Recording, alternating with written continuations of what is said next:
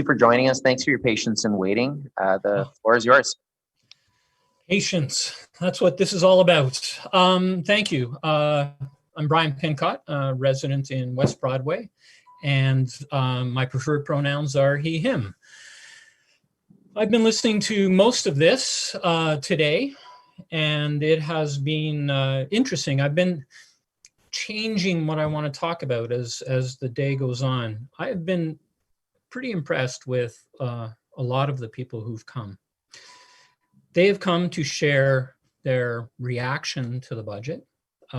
Sometimes they're saying, cut this, cut that, but usually they're here to talk about values, to talk about what they value for their city, what they value for their community, and what they want to see the budget reflect in those values.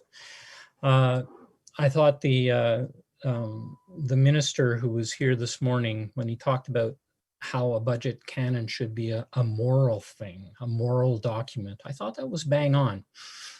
Budget must be, and you've heard me before on this with the budget when we were doing this 9 months ago, a budget is a document that is a tool for implementing the values and vision of a community. It's not just a bunch of numbers. It is a bunch of numbers, but it's not just a bunch of numbers. It's where we place the emphasis and place the money that needs to reflect the values of what we want to be. And I think that over the past year, we've heard pretty loudly and clearly from Winnipeggers that the status quo, that the values of our city are different.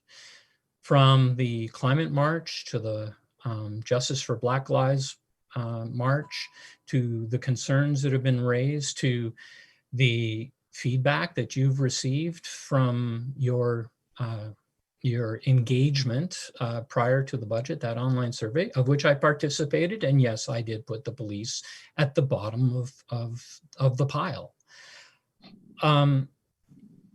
People have been sharing with you in all of these different ways. And today, with the stories that we have heard, they've been sharing with you the values, the things that are important for their community.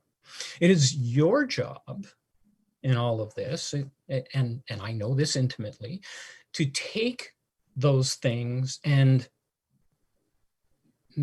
mold them into how the city operates to achieve those values. And one of the tools that you have is the budget. And when I put together the marches and the protests that we've seen, when I put together the feedback that we've heard, when I put together all of the delegations that we've heard today, the delegations that we heard 9 months ago, that's a lot of people. That's a lot of time that people have invested into this. And they've been loud and clear that the status quo doesn't work, that the status quo is not satisfying. And this budget, unfortunately, is the status quo. We are still spending primarily on police, and we are still spending primarily on roads. It's where the emphasis on this budget is. It is, when I listened to the announcement, it was the area that people were proudest to talk about when the budget was released a couple of weeks ago. We've invested another $20 million into roads. We're proud of this. Does doing the same thing over and over again and not getting anywhere I mean, that is apparently the definition of insanity. If police are about community safety and we have them for community safety, then how come after increasing the investment in police, the money in police all these years, year after year, we're not safer? If investing in roads is going to solve all our problems around traffic congestion and all of that. How come we're not any better? We know, you know, that investing in roads doesn't solve congestion. People want to be able to move around their city better. We know that the place to do it is in transit, in active transportation. Yet, active transportation, once again, after last year's budget, is being cut again. Transit, yes, COVID has hit the revenue line on transit, but I'm glad the federal government has come to the table with $30 million. I'm sad that the provincial government has left an additional $30 million on the table. So that's an additional $60 million that the city should be getting to operate transit.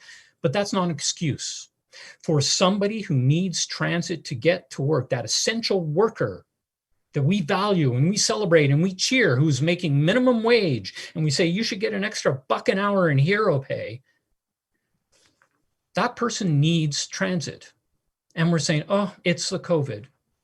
You know, I hear counselors saying, look, the buses are empty. What do you want us to do? Well, hell, during COVID, the roads are empty. I don't see us shutting those down. I don't see us saying, you know, the roads are empty. We should cut the maintenance budget on roads. No, we're actually increasing it.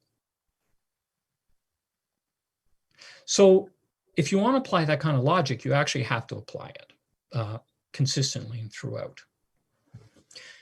I'm saying that the budget doesn't reflect that. You want budget input? I say take the $20 million that you've got in roads, that increase in roads, and apply it and put it on active transportation.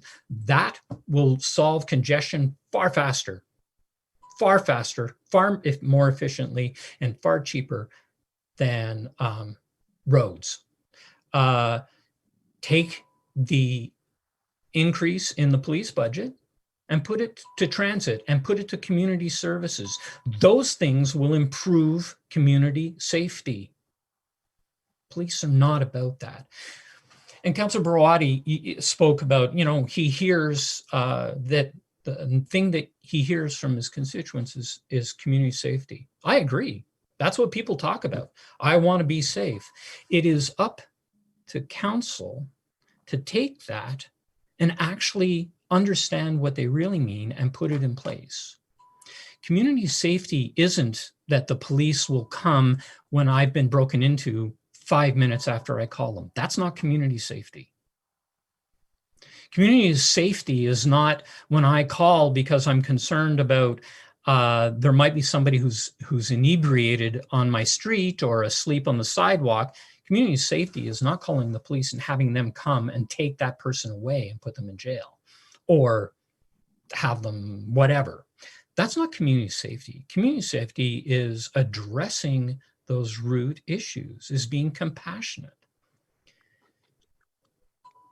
It is your job to have empathy. I think the number one value that an elected representative can have is empathy. You have to make sure that those people in your constituency who don't have the time, who don't have the power, who don't have the voice, you need to make sure that they're heard. You need to make sure that you're making their life better.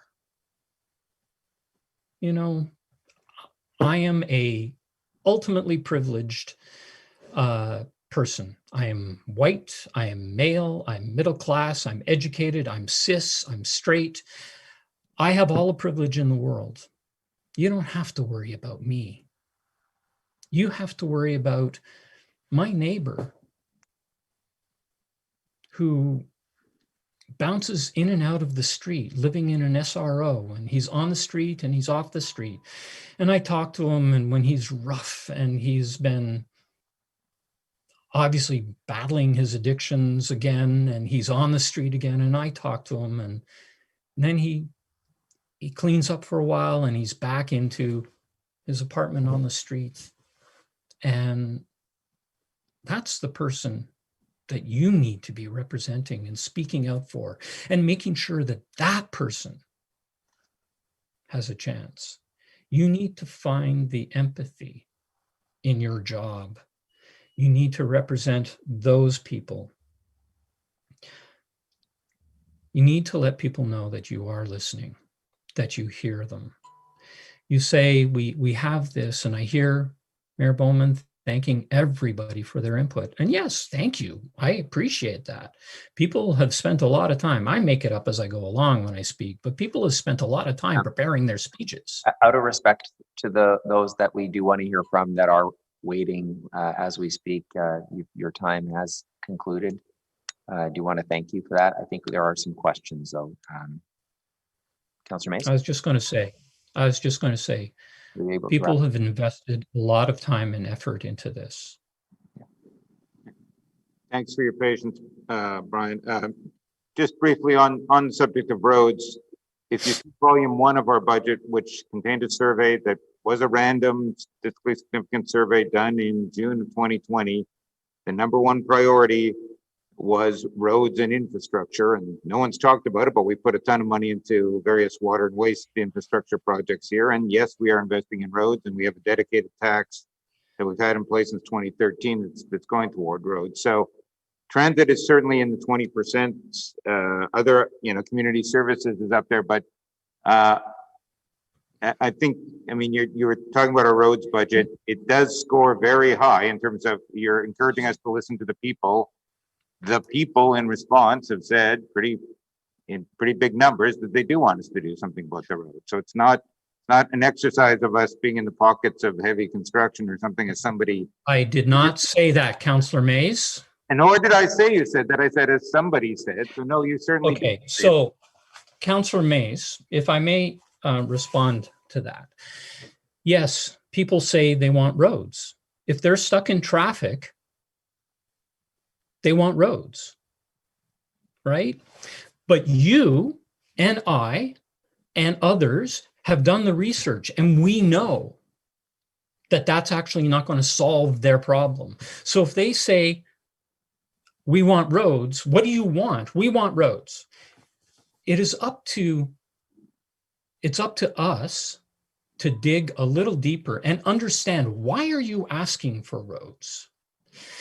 When people say, I want traffic calming on my street because cars are speeding. Well, guess what? Most time cars are not speeding. But what it is that they don't feel that their children are safe. So what do you do for that rather than traffic calming, rather than whatever else you need to do? The public doesn't have the language to talk about how a city operates. That's not their job. Their job isn't to understand transportation policy and how transportation works, to know that building more roads is not going to solve anything. They just know they're stuck in traffic, and intuitively they say, if you ask them what do they want, they say they want more roads. It is up to us to dig and understand what the actual root of that is, and come up with real solutions. With respect, we have a dedicated tax on local roads to fix up local roads as well as regional roads. So the regional road budget is increasing by almost $20 million, which was proudly trumpeted at the announcement. That is, if people are stuck in traffic, an extra $20 million on regional roads is not going to do anything. It's not going to make a difference. The infrastructure deficit is so high. Roads can chew up all of your money and not make a bit of difference. But if you take $20 million and you dump it into active transportation, if you dump it into the things that gets people to use to get around their community, not in a single occupant vehicle, that will actually solve the problem for the single occupant vehicle, for the driver. You're actually making it better for the driver, and you're not going to spend a dime on them, and it's cheaper, it's more efficient. It also hits a whole bunch of other things that I haven't talked about and some people haven't talked about, but climate change. You can't keep investing in roads if you're serious about climate change. That is just doing more of the same. And if you are serious about it, and if you put plans in place, all you're doing is setting yourself up for failure. And as politicians, you should be trying to set yourself up for success. So part of the job is you are interpreters. You interpret what people say they want. I want roads. I want safety. And you interpret that so that they actually get what they are really asking for is, I want to be able to get to work on time and efficiently.